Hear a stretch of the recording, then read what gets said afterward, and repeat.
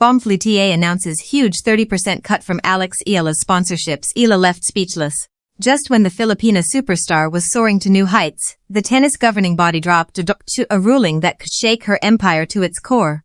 The 21-year-old sensation, who had just signed multi-million-dollar deals with global giants, suddenly found herself facing an unexpected financial blow that left her, and the entire tennis world, in complete shock. Just weeks ago, Eala was sitting on top of the world. The 21-year-old Filipina had just captured her first WTA Tour title at the Mubadala DC Open in Washington, becoming the first Filipino player in history to win a WTA singles event. She had reached the Wimbledon round of 16, defeating the defending champion Iga Swiatek on center's court, a moment that sent shockwaves through the tennis world. And she had climbed to a career-high ranking of number 20 in the world. The highest ever rankings for any Filipino tennis player in the Open era. But it wasn't just the on-court success that had everyone talking. It was what happened off the court that truly cemented Eala's status as a global phenomenon. Her sponsorship portfolio had exploded into something resembling a Fortune 500 company. Nike, the athletic footwear giant, had signed her as a global brand ambassador, debuting special kits just for her. Ahead of the US Open, Eala unveiled a stunning blue dress inspired by a basketball jersey, complete with netted cuts on the sides. Nike also released a black shirt featuring gray floral graphics, the iconic "Just Do It" motto, and Eala written across the back. But Nike was just the beginning. Marriott Bonvoy, the award-winning travel program of Marriott International, announced Eala as the face of its Tennis the World campaign for the Asia-Pacific region. "We are thrilled to welcome Eala to the Marriott Bonvoy family as an ambassador," said John Toomey, Chief Commercial Officer for APEC at Marriott International. And the list kept growing. Babolat supplied her rackets. Globe Telecom, Bank of the Philippine Islands, Milo Philippines, and Locally Juice had all signed her as an ambassador. Industry experts estimated that Eala could now earn up to $10 million annually from sponsorship deals alone. A figure that could multiply if she continued her rapid ascent. But here's the kicker. The Nike t-shirt, a $42 piece of merchandise, sold out within hours of its release. In comparison, Jannik Sinner's and Carlos Alcaraz's merchandise remained readily available on the Nike website, without experiencing the same frenzy. A New York Times reporter noted that no other new player merchandise had sold out at the time. Eala was outselling the biggest names in men's tennis. Eala mania is fun. When you have watch parties in arenas around your country for a fourth-round match, I'm in. American tennis legend Andy Roddick had said on his podcast. Even Felix Auger-Aliassime, her mixed doubles partner and a world number 4, laughed as he admitted, "She has the fan base, right? Like she's carrying the crowd." A 21-year-old from the Philippines, carrying the hopes of over 110 million people, was becoming the most marketable athlete in tennis. But with great success comes great scrutiny. And in the world of professional tennis, that scrutiny often comes from the very organizations that govern the sport. Eala had already passed the $3 million mark in career prize money, but her sponsorships were worth far more than any tournament payout. And that's exactly where the trouble began. Then came the announcement that no one saw coming, and when it dropped, it sent shockwaves through every corner of the tennis world. The Women's Tennis Association had been making headlines for months, with ambitious commercial expansion. In a groundbreaking move, the WTA had signed a historic multi-year partnership with Mercedes-Benz, reportedly worth a staggering $50 million annually, making it the largest sponsorship deal in women's sports history. The deal, set to launch as WTA Tour driven by Mercedes-Benz in January 2026, would see the German automotive giant replace Hologic as the tour's premier partner. But while the WTA was celebrating record-breaking sponsorship deals, something else was brewing behind the scenes, something that would directly impact the sport's fastest rising star. The bombshell came quietly, buried in the fine print of new endorsement regulations. The WTA announced it would be imposing significant restrictions on player sponsorship visibility during tournaments. Restrictions that could effectively cut into the earnings of with extensive commercial portfolios. For players like Eala, who had just signed a multi-million-dollar deal with Marriott Bonvoy and was a global ambassador for Nike, the implications were staggering. The timing couldn't have been worse.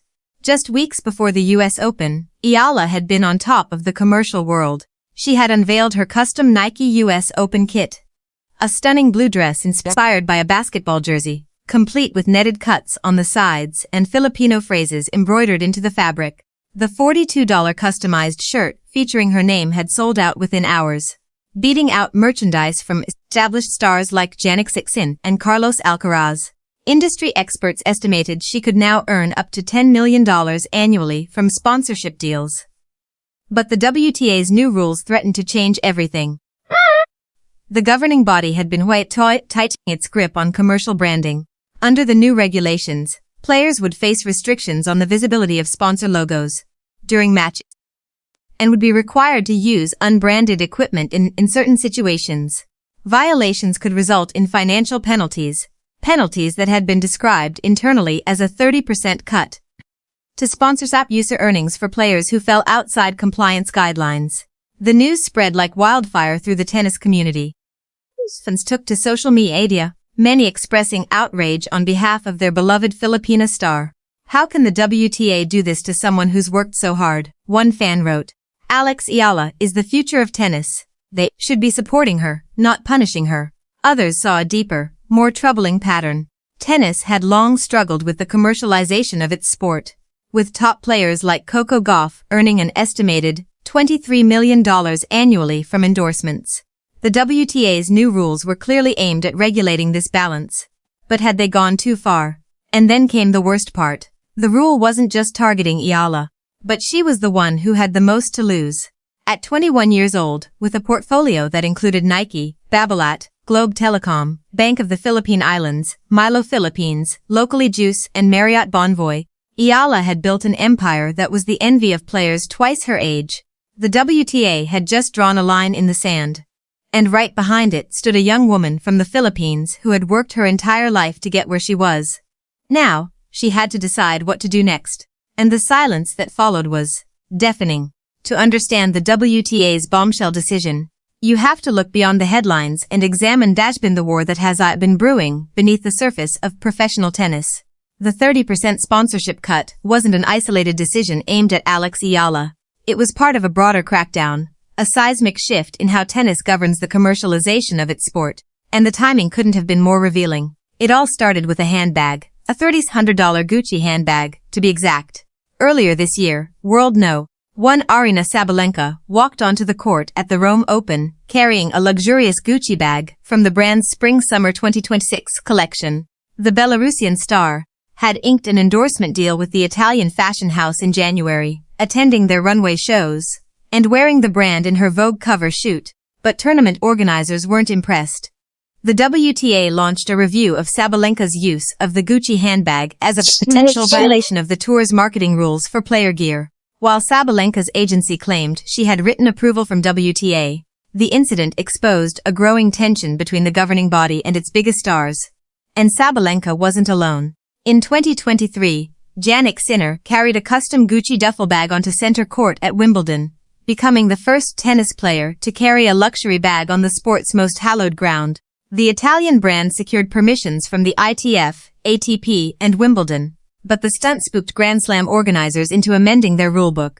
By 2024, the slams added language specifying that players could only wear or carry branded equipment from manufacturers that derive a substantial portion of their revenues from sports or tennis gear. But the WTA's tightening grip goes far beyond designer handbags. The governing body has also been quietly enforcing strict rules about commercial branding during matches. Under the regulations, players are required to use unbranded containers for drinks and remove identifiable logos from certain equipment during tournament play. Violations of this commercial identification regime at WTA 1000 events can result in fines of up to $100,000. The system creates a bizarre reality. When players want to drink a sponsored beverage that isn't the tournament's official sponsor, they're forced to pour it into a plain, unbranded cup. It happened just days before the US Open when Amanda Anisimova was caught on camera, drinking a golden, fizzy liquid during her match against Eala at the Cincinnati Open. Commentators speculated it was beer, sparking a viral debate across social media. It turned out to be Red Bull, poured into an unbranded cup to avoid a sponsorship violation. The incident exposed just how far players must go to protect their commercial relationships, while staying compliant with WTA regulations. For Eala, the timing of these rule changes was devastating. She had just signed multi-million-dollar deals with Nike, Marriott Bonvoy, and a roster of other major brands. Her custom US Open kit, a blue dress featuring Filipino phrases and a Nike logo, was the envy of the tennis world. But under the new rules, the visibility of that very branding could now result in financial penalties that could eat 30% of her sponsorship earnings. Is the WTA protecting the integrity of the sport, or crushing the commercial dreams of its brightest young stars?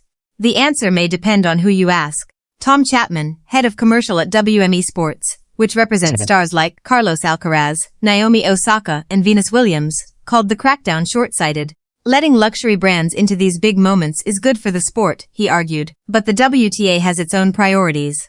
The governing body signed a historic multi-year partnership with Mercedes-Benz, reportedly worth up to $50 million annually, making it the largest sponsorship deal in women's sports history. The German automaker's logo will now appear on tournament nets, and players will be offered vehicles for transportation. The deal represents a massive financial windfall for the WTA. But it also raises questions about who the organization is truly serving. And then came the silence. A deafening, unsettling silence that spoke louder than any words ever could. When the news broke about the WTA's 30% sponsorship cut, the tennis world expected a reaction. They expected outrage. They expected fiery statements from Eala's camp. Instead, they got nothing. Alex Eala, the 21-year-old superstar who had become the voice of a generation, went quiet. And that silence told a story of its own. She was speechless. Sources close to the Filipina sensation revealed that Eala was blindsided by the ruling. Just days earlier, she had been celebrating her meteoric rise to global stardom. She had just unveiled her stunning Nike US Open kit, a blue and white dress inspired by a basketball jersey, complete with netted cuts on the sides, featuring Filipino phrases like Kung may itinanim, may anihin and kapag lumago hindi nahihinto. She had been named as the face of Marriott Bonvoy's Tennis the World campaign for the Asia-Pacific region. Her $42 customized Nike shirt had sold out within hours, outselling merchandise from established stars like Jannik Sinner and Carlos Alcaraz. Asterisk, she had built an empire worth an estimated $10 million annually from sponsorship deals alone, a figure that industry experts believed could rival Coco Gauff's $23 million annual off-court earnings, if she continued her ascent. But now she had to sit with the reality that the WTA was effectively threatening to slash 30% of that empire. Her roster of sponsors reads like a who's who of global brands: Nike, Babolat, Globe Telecom, Bank of the Philippine Islands, Milo Philippines, Locally Juice, and Marriott Bonvoy. Each contract represented hours of negotiation, months of commitment, and a carefully cultivated brand image. And now, the WTA was telling her that the very visibility of those brands during tournaments could result in financial penalties. The silence was broken only by the roar of her fans. Across social media, the Eala effect hashtag exploded with a new intensity. But this time, it wasn't celebration, it was outrage. Fans flooded the WTA's official accounts with demands for answers. How can you do this to someone who's worked so hard? One fan wrote, Alex Eala is the future of tennis. They should be supporting her, not punishing her. Others saw a deeper, more troubling pattern. Tennis has a history of struggling to balance the commercialization of its sport with the integrity of its competitions. Top players have long faced restrictions on their brand visibility. Rules that players in other sports simply don't have to deal with. The WTA's commercial identification regulations, which govern the size and placement of sponsor logos on player clothing, have been a source of frustration for years. Why can't a tennis player wear the same branded apparel that a basketball or soccer star can? The answer, according to the WTA, is about protecting tournament sponsors. When brands pay millions to sponsor events, they expect their logos to be visible. If players are plastered with competing logos, it dilutes the value of those tournament sponsorships. The WTA argues that the rules are necessary to maintain the commercial viability of the tour itself. In 2024, the WTA signed a historic multi-year partnership with Mercedes-Benz that could be worth up to $50 million annually, making it the largest sponsorship deal in women's sports history. But at what cost to the players? Eala's silence may have been strategic. Rather than engaging in a public war of words with the governing body that controls her career, she chose to let her fans speak for her. And speak they did, in overwhelming numbers. As one fan put it, The Eala effect isn't just about her tennis, it's about what she represents. She's fighting for all of us. The weight of that responsibility is immense. At just 21 years old, Eala finds herself at the center of a storm that has little to do with tennis and everything to do with the business of the sport. She has done everything right, won matches, signed deals, inspired millions, and now she's being told that her success is the problem. Is the WTA protecting the sport or punishing its brightest stars? The answer may determine not just Eala's career, but the future of women's tennis itself. And the world is watching. The silence has finally broken. After days of speculation, Alex Eala has emerged not with anger, not with defiance, but with something far more powerful, perspective.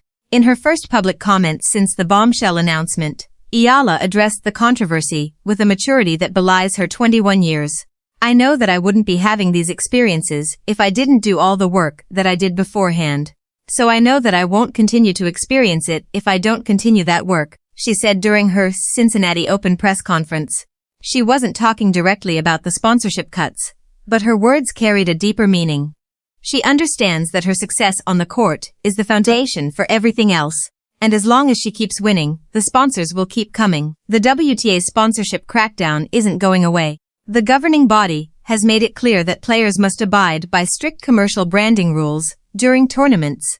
But here's what Eala's critics and the WTA itself may have overlooked. The Eala effect isn't just about logos on clothing. It's about a movement, a cultural phenomenon that transcends corporate sponsorships. The numbers tell the story.